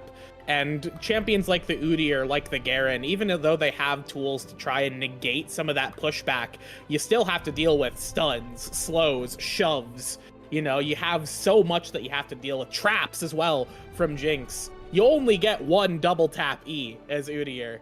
You gotta make the most of it to get in there, and if you don't, you're toast, and you're useless. But Right, so I have some insight like here, that. Becky. Yes. I got a direct quote from the Conduit Prime coach on this draft here. If you don't know what the fuck you're doing, how are your enemies supposed to know what the fuck you're doing?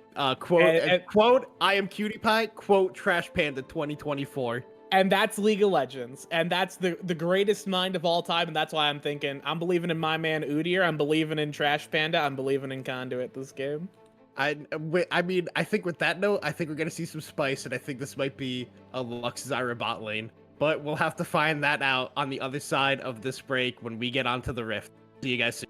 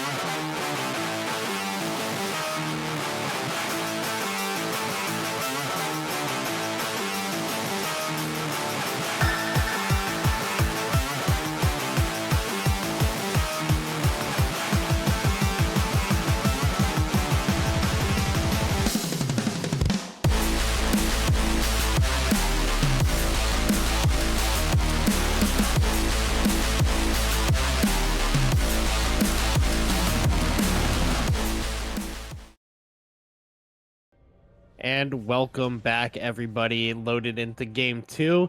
And Becky, like we wanted, we got some spice. It is Lux bot lane, and Smolder is sadly mid, but it's still some spice. What do we think of this one?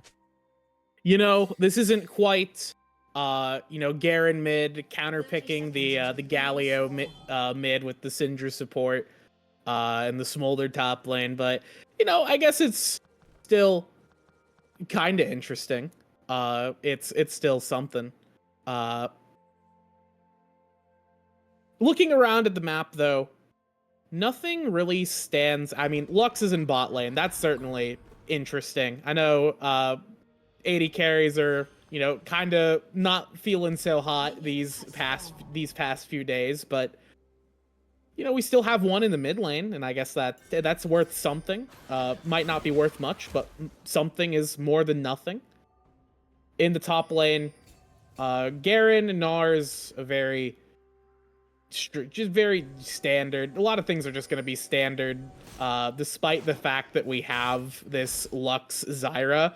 I do think that Zill and Brigade do have a ton of kill pressure if they tag Tortuga and even Trucks. I've played a bit of Galio support periodically just because I like Galio. I think he's a fun champion, and I'm not a mid laner, so Yeah, fair enough. I'll play him support. If he could jungle, I'd play him jungle. But Oh, you can play anything jungle. I've played a Soraka jungle game before. I mean, you can play anything. Is it a good idea? Is the different question. But what you're seeing here is what typically happens when you play Galio support, which is you walk up to do something, do nothing, and then you get pounded on as you walk away because you have no actual tools to do anything. You really need your full kit to actually start making things happen as the Galio support, and they're just getting brutalized out here as we got a pretty solid CC combo using the taunt just for the damage reduction, and it's not going to be really amounting to much down here as Trux is going to be chugging potions, waiting for those cookies to come back up to hopefully start getting some health back, because it's a rough start down here in the bot lane. Yeah, I mean, like you were saying with Galio support, especially into Lux and Zyra lane, you just do nothing. You go to dash in, you're just going to get CC'd and you're going to get rooted, and it's going to be hard to do. And as we see here, Jesus with Jason going to have to go in for that. Razor respects the flash immediately and actually gets out of the flash queue by Jesus with Jace. So very good timing by him to dodge that one, but gets stunned up. Some training going on in the mid lane. Walshoot's going to be happy with that one. But, you know, some interesting choices here out of Tortuga. He's not going with the lethal tempo. So he might be going with lethality choice, which can make sense. Look to blow people up with your W damage. But I think the more interesting one is no respect cleanse for the Zyra Lux bot lane. So if he ever gets caught, he's just going to get 100 to 0'd, and there is no question about it. So it's really going to be on Tortuga to have the correct positioning in this game, and I'm curious if he's going to be able to execute on that one. Yeah, fortunately, all you have to do is just not get caught. As now Brigade's gonna have to flash here to avoid the taunt, but Zill taking quite a flashes too. Yeah, double flash getting blown there, and that's the power of the Galio support. Is you have the ability to do a lot of lockdown out of nowhere, and you can really scare the opponent because you actually do quite a lot of burst, even at no items and at low levels. You can really chunk squishies out pretty easily as the Galio here. So, you know, it's give and take for sure. It really is it's not an easy support to navigate. It's why it's not played very often here. But, you know, if you're going to experiment with things, I think it's pretty decent to experiment with. As otherwise, stun going to land onto Razors. Going to feel a little bit of pain here. Razors does not have the flash or teleport. Had to burn those earlier, so Smolder's going to be in a little bit of a rough spot, but we do have a potential gank here as Brigade and Zill are going to be in a bit of danger. Taunt's going to go down. Jesus with Jason going to just be trying to get onto Zill. That's going to be first blood going over to Galio. So yeah, this is the issue. Zill didn't have to flash in that first play. He wasn't CC'd by Trux. He had no pressure on him of dying. He just flashed for nothing. And on a play like that, it just cost him everything because, you know, Trux can just CC him forever. And Trux didn't even use flash in that original play, so he can just do this again to the bot lane of Conduit Prime. A big misplay by Zill on that one and just gets punished for it. What could have been a really strong dominant lane for the side of Zill and Brigade just kind of crumbles off of just one misplay by Zill, and it kind of hurts to see that happen when they were building that lead for themselves. Yeah, but, you know, it is just kind of an early misplay here. They are going to lose quite a bit, though, as Zill is going to drop a lot of CS to just in the lane here, down quite a bit, as Jesus with Jason is going to find Billy, but I don't think you really want to try and scuffle with Udyr. This, even a small Udyr like this with just the faded ashes is still going to be a little scary, a little scary to 1v1 at any point in the game. Even if he's not going to kill you, he's going to hurt you pretty bad. In the top lane, we do have Garen finally with the ulti. This is when he actually can start to try and aggress onto the Gnar. If Gnar ever finds himself in an unfavorable position, you know, maybe he burns a hop in a weird way, or he just is mini, can't go mega anytime soon. Garen does have the ability to one-piece him, but we do have Narva going in here. Is Narva going to be landing a big combo, not picking up the rock, though. not stepping up to get that, doesn't want to take any potential turret damage, and we'll just accept that chunked trade, getting a little bit of pressure, allowing Jesus with Jays on to just secure grubs. Yeah, and we saw Brigade roam up there in the mid lane, try to make a play happen onto Wall Street while they have no mana. But, Mage's Mana's Fake had enough mana to just be able to hit the scatter away, even if it doesn't stun, and, get a nice trade onto Brigade. But Brigade immediately chunks a potion, walks back to bot lane, looks for something there. And, to allude to some of the choices that we didn't go over before, Zill chose to take the barrier in this lane. I'm kind of shocked to not see them go with a TP.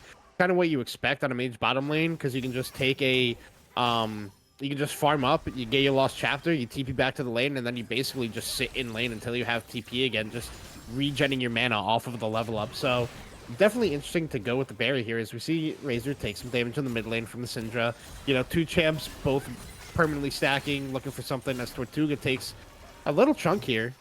Pretty good for the side of the Conduit Prime bot lane, as more trading just happens in the mid lane. And I'm pretty sure with this Lux, the build we're going to see is Storm Surge as the second item. The first item is going to be Luden's Companion, as Razor is just going to get solo boloed by Wall Street. Hit the gameplay button, the unleashed power, and what's the counterplay to that? It's nothing. It's death. It's Razor. Counterplay is you die horribly, and at the very least, Razors for Life called Mom there. It was like, "Hey, Mom, watch me get owned," as the unleashed power just obliterated them. Double flash is traded in top side. Garen does have the ulti. Tortuga. Oh no! Tortuga has left the game. Hey, that's bad manners. Flash forward. Zill flash forward to get the guy who DC'd is gonna get punished for it. That's what we call karma. Get absolutely owned. Yeah, karma's not in this game, but apparently it actually is. Yeah, karma is far too powerful. You cannot face it. Are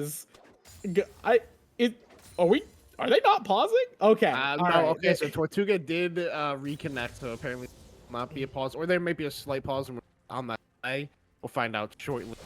But yeah, like you said, it's bad manners, but it's also like, take it. You gotta take it as Conduit Prime. But I think the flash forward was the misplay there by Zill. I think if you're not gonna get the kill on some speed because just don't have the burst damage at that point, don't waste your flash like that, because once again, we see him get punished for not having a flash up. Yeah, and the punishment will likely continue, because Jesus with Jason does have flash, does still have that ulti, and Lux is a sitting duck of a laner, so it's gonna be pretty easy for the side of Obsidian Vice to just go back there and be like, "Hey, I saw what you did. You don't have flash. Would you like to die again?" And that'll just be what happens. He's gonna run into Wall Street, but yeah. This is the kind of the problem having Udyr. Sorry, this is kind of the problem you have with Udyr and Smolder as you 2v2 is like, who's setting up the CC for Udyr to get on top of them? Nope, it's no one. And with Syndra, you just scatter away the Udyr and it doesn't matter. And oh no, are we gonna see the gameplay button come out again? Unleash power. Oh. We didn't call Mom for that one, but Jesus is here. He's KS the ult away from Tortuga. Tortuga sent out the rocket to get it, and Jesus with Jay says, "Don't worry, fam, my ultimate's better," and stole it away from him. As Billy Wheeler just gonna get CC'd up here. Trucks in,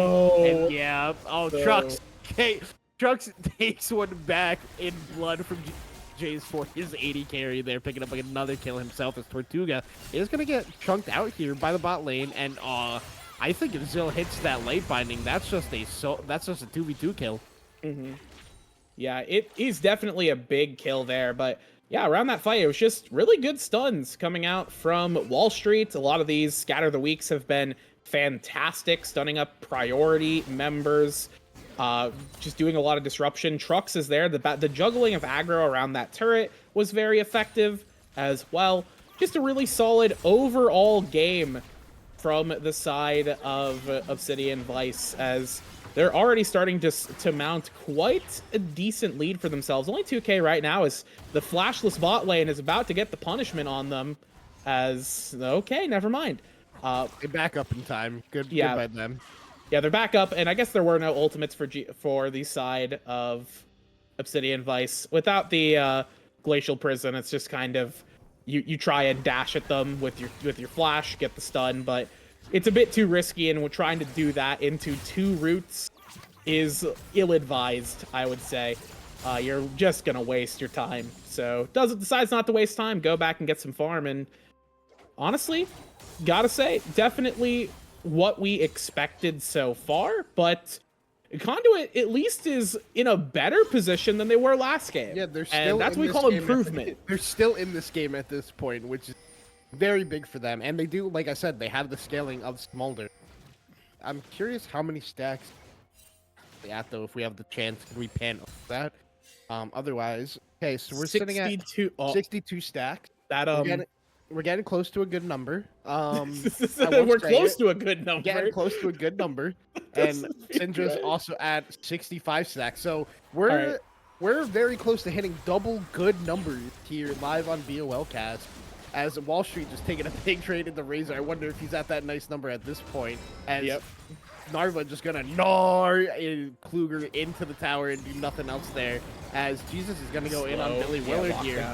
Yeah, it's going to be a big lockdown as Jesus Jason just going to get that free kill there with Wall Street, picking that one up. And yeah, Razors for life is just kind of watching his friends die once again, trying to avoid death themselves. The gameplay button is down though, so Flash going to get blown. Zill is just going to be able to walk away from that one, has enough move speed to do that. Doesn't get quite caught up on by trucks. As the second round of Grubbies will be going over to Jesus with Jason once again. And yeah, it's certainly, it feels like it's a bit slower, but Obsidian Prime is still getting a lot of these same advantages we saw them get last game. And that is a little bit worrying, even into the scaling that Razors for Life has, especially because I think Wall Street has equal number to Smolder, and Syndra doesn't need as much as Smolder does. Yeah, she needs about 75 less stacks, if I remember correct.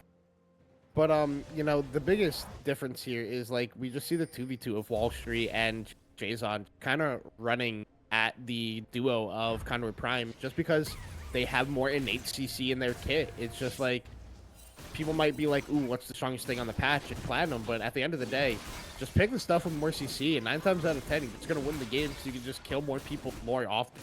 And that just seems to be the strategy that Obsidian, MZRY Obsidian Vice went with here, and is just using it to the style that they want to be playing.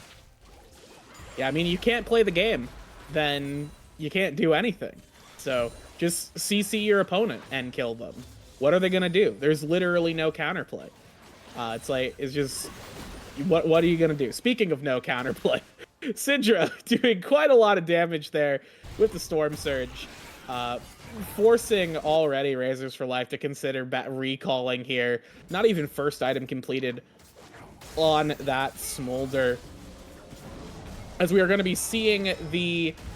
Okay, a trade coming in here. As Big Rock's going to be landing into Klug as Narva just doing so much damage here. Does have the Triforce complete, and Garen also still not quite on that first item.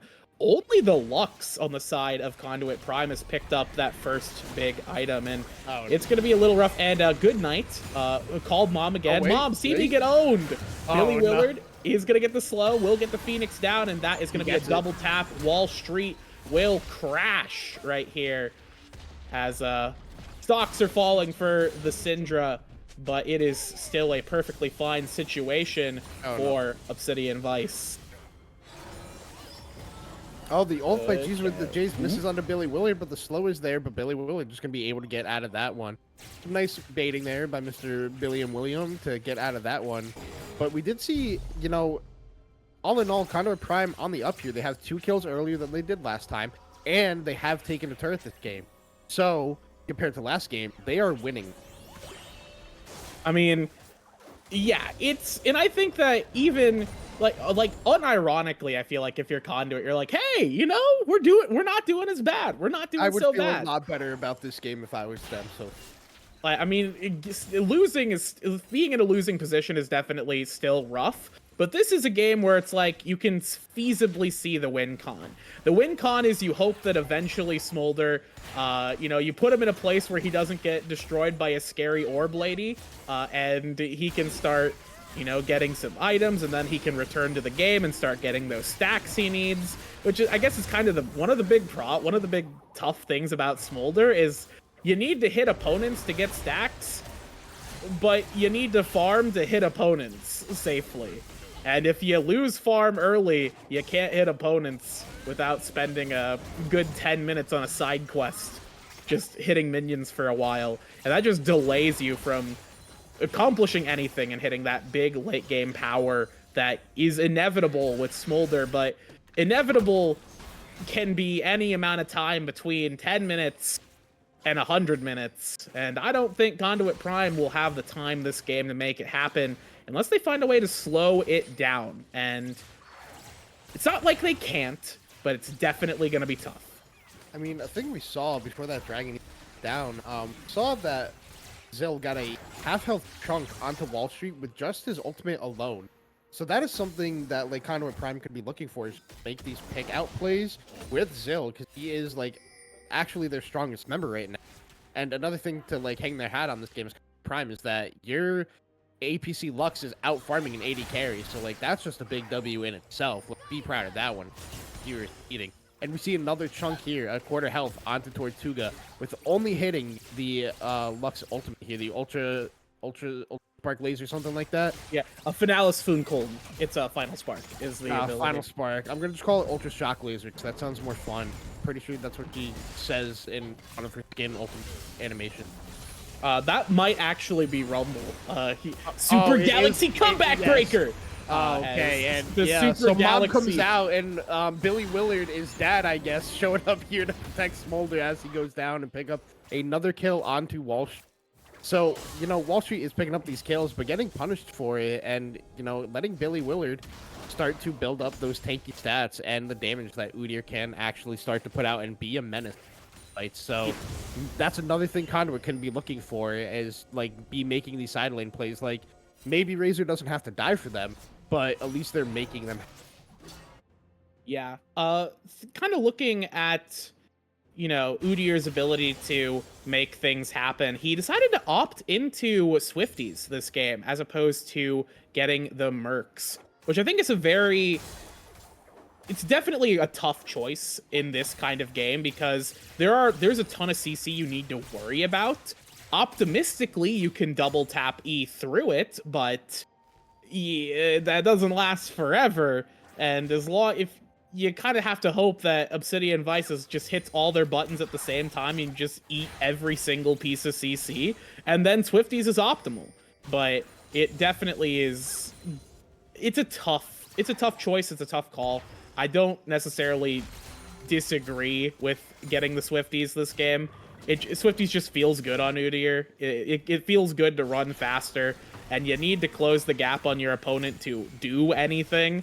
So that allows you to do it, even if you get rooted up. You know, just dodge the CC. It's that easy.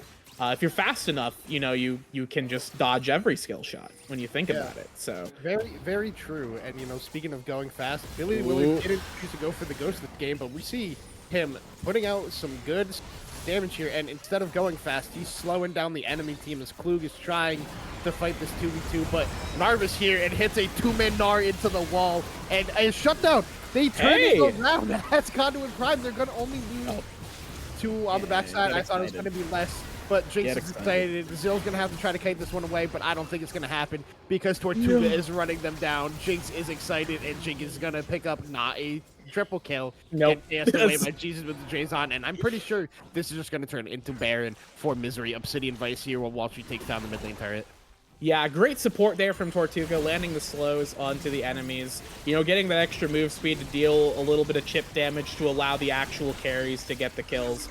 You really like to see a good marksman do that, as Billy Willard actually is kind of favored here, as the bird's going to be huge right here, but the damage is just too much, man. That was a little, I mean, I say he was favored. There was definitely like hope. Oh, wait, it wasn't hopeless. All right, this might be hopeless though. This might be hopeless. Okay, they're canceling recall. So what? They stopped Baron. Yeah, Billy did that himself. He did. So what Conduit? Yeah, I'm hiding. Definitely the question. And you know, I thought that play in the jungle, I thought Conduit had turned that around. They got the pick onto Narvi when he ulted in.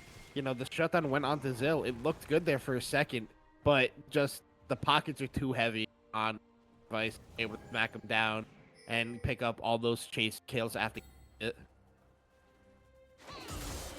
Yeah, taking a look at the kind of the state of the game is Klug is just gonna get bullied a little bit here by Mr. Gnar. We'll be perfectly fine here. This Drake's gonna be up and actually is kind of not an unfavorable position for Conduit Prime, but it could very likely become unfavorable as they aren't gonna be able to do a lot of damage to the Drake. And yeah, the positioning is here. The CC's going down. The fight's gonna happen. That stun. Stun was huge. Taunt's going to be huge too. His trucks is just going to be front lining super effectively. Drake will get smoked by the side of Obsidian Prime. But they're going to try and trade as much back as they can. Tortuga will get a kill there as the actual carry Wall Street picks up a doubler. And the double will go to Tortuga as well. And on the top side, Narva didn't need to do anything. Team 1 4v5, just like, all right, I'll keep bashing my head into this turret as everything comes up heads for the side of Obsidian Prime. Yeah, I thought this was gonna look much better for Conduit Prime here. They had the early start of the Dragon. They just never walked into the take control, which their comp is very good at doing with the Lux and the Zyra. Never did that. And the blue buff is in the Baron pit. Wall Street saying, get over you, Scorpion style. Wall Street, stop bullying this man. Don't bully the blue buff, it's not funny. The blue buff sprints away. Wall Street taking a big chunk of damage from the Zill ultimate. And oh man, Conduit is not giving up on this play. Billy Willard getting in there. He's like, he steals it! He steals it! This game is still going to keep going. Billy Willard stealing the Baron away and giving Conduit Prime the hope that they needed there. Billy Willard with the play of the game so far for his team. Heck Billy is all I gotta say about that one. Jesus Jason typing in all chat, heck Billy. That's what I gotta say. It is, I mean, it's a moral victory.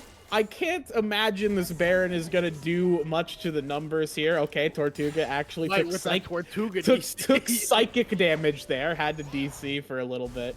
As yeah, I mean, it's certainly, if you're Obsidian Vice, it's unfortunate because it kind of just delays the game. But if you're Conduit Prime, you need the game to be delayed because you are still waiting on Smolder to become a unit. If we could get a check on the numbers for good old Mr. Smolder, see where he's at in terms of his passive. I'm interested once we get a moment to take a look-see. We know he has enough for the Q upgrade. Just saw it bounce there, but yep. And he hits Syndra, so we know he's not in. All right, and we know that Syndra is get executed by the Syndra. Never mind. The numbers don't matter. It doesn't. Smolder can have 500. Speaking of execute rate, we found out very quickly that Smolder at half HP Syndra. That is execute range for Smolder. Oh jeez, yeah, oh, man. That was crazy. That just shows how strong Syndra is, and how ahead Walsh.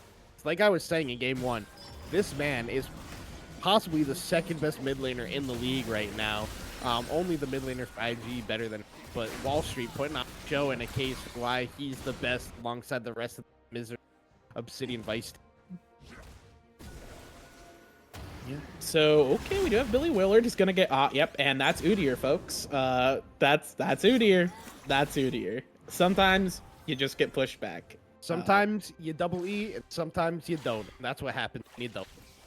Yeah, I mean, it's what it is, and it's kind of part of the reason why they first picked the Udyr. Yeah, despite the strength of the champion, as a big Udyr fan, he just has a lot of weaknesses that you need to contend with in the game. Some of them are surmountable in this game. They just did not happen to be. As Billy Willard's getting a huge engage on backside. Mom's gonna go down, but Billy Willard's gonna drop pretty quickly. Never mind, the shields are good as Klug's gonna be on to Tortuga, trying to cut up that Jinx, but it's just not nearly enough. Taunt's gonna go down. Lockdown's gonna happen as Narva gonna be a little guy, but a little guy with a big dream, and that dream will be stifled right there. Dreams have been caught by Zill. as a 1-for-1 right now, but the advantage is certainly in favor of Obsidian.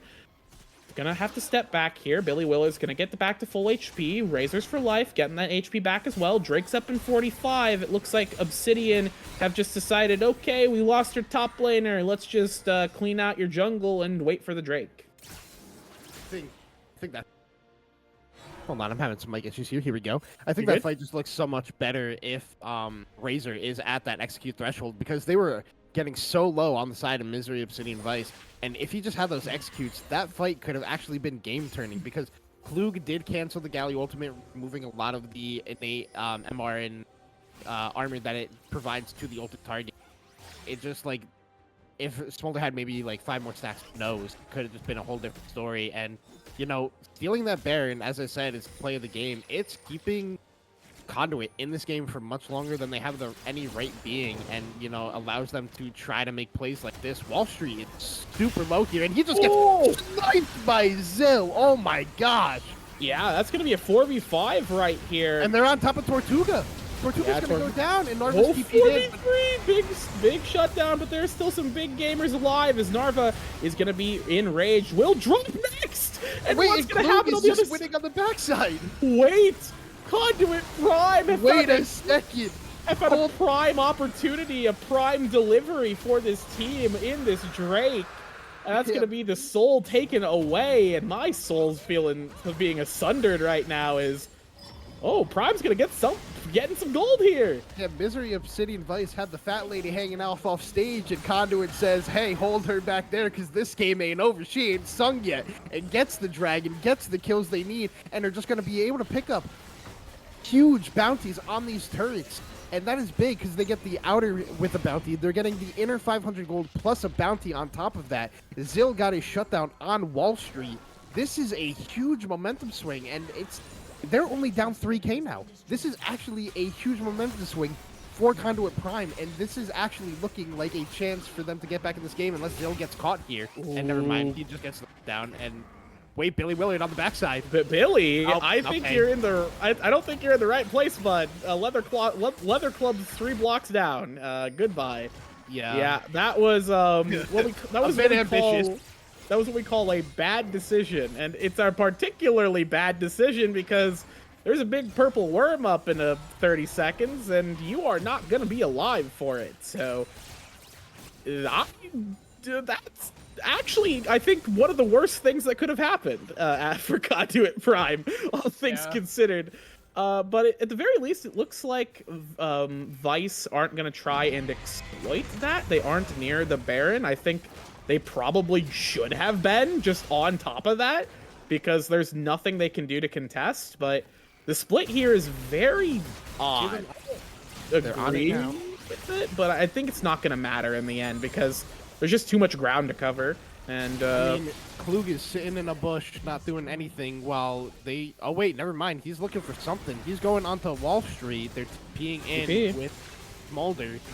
yeah, TPing in with Smolder. It's going to be a 2v5 as this Baron is taking a little bit while to drop. It should be pretty close to dropped, though. The Wall Street, laser oh will go my gosh, through, wait, providing wait, moral wait. support. It's Wait, not no, down. Billy Willard, not again! Not again! Okay, we do have the secure for Jesus with Jason, as Billy Willard just didn't have the smite there. I think they used it on an enemy. They didn't realize that they could just walk up and steal it. Oh, that got all too As- close for comfort. Yeah, but at the end of the day, it was a Baron picked up by Obsidian Vice, but they did lose quite a bit to do so.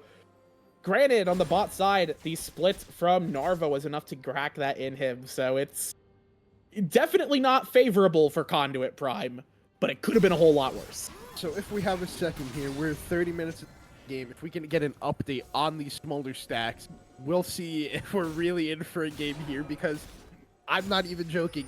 Conduit still has a way to win this game. They are still in this one, and we saw it there. They got the pick onto Trucks and onto Wall Street, and if Billy Willard had Smite, we might have seen a second Baron steal out of Billy Willard this game. It was all too close for comfort there. Conduit Prime, you know, they might be winless. They might be struggling, but they're not letting probably the third or second best team in this league do anything that they want to. They are not giving up. They are not holding back. They're going to give them everything that they have and hope to pull off an upset here. And I am here for it. This is exciting. This is Platinum League of Legends. Yeah, I think even picking up a single game when you're completely winless is like, you know what? We took a game off a good team. Even if your season is over, you don't even win the series. It's like, you know what? We got one. We got a good look. We embarrassed somebody. And I think this is absolutely a game where they can make some red faces appear. Klug on the backside Klug. looking for Tortuga. Klugen going on right now will be absolutely obliterated by the gameplay button. And okay, big combo coming out from the plants into the laser. But it's now just going to be not enough as Billy Willard's taking a ton of damage here. Razors for life just still not enough. No burns going down. This dragon is so sad. He's so small. Somebody help him out. Keeps calling his mom, and his mom's like, talk to me when you grow up, kid. She is not here to help him execute anything on his own. Yeah, you gotta prove yourself before mom comes to help you out, and there's nothing to be proved here other than Wall Street blasting away the wall. It's Razors for life. The Smolder, whose mom will not answer the phone. She's not coming to pick you up from soccer practice, buddy. You're walking home, as Razors for life will be the last to drop, and the game will be over here. Klug just gonna try and trade something back, but it's all for nothing. As they're trying to get Tortuga. Are they yeah, gonna just do kill Tortuga. Embarrass it's this man. Not happening. It's not enough, and the game is gonna be donezo. There was a spark of hope, but that hope was very quick. Was truly a final spark, as the game goes in favor of Obsidian Vice. I wanted to believe so hard. I was so excited for that comeback story. Here, I was rooting for it, and it just does not happen. It's so sad to see Conduit Prime put in a valiant effort in that second game. But, you know, maybe if they had one more stack on Sphere, who knows, it would have been a different story than coming up on a second defeat screen. But, you know, there's positives to take away from here. You know, MZRY Obsidian Vice, not the cleanest second game against one of the weaker teams in the league. Some stuff to clean up there. But, you know, at the end of the day, you get the 2-0 victory, you continue on your win streak, and you're looking to secure a really strong spot for yourself for these playoffs coming up in a few weeks.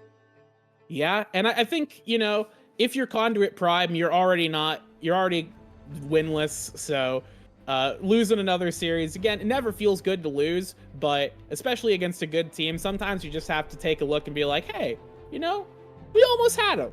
We almost had him there.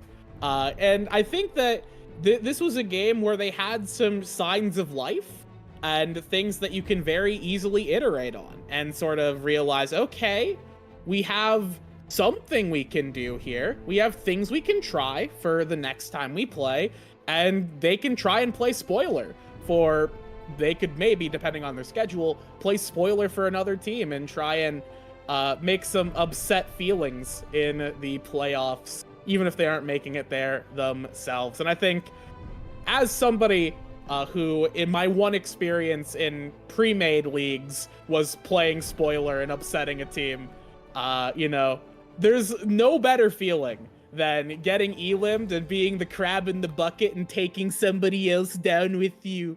It feels great. So, you know, that's the new win con, but good. Congrats to MZRY. They, first game, very dominant, a little sloppy in the second game, but you can't complain about a win on the chart.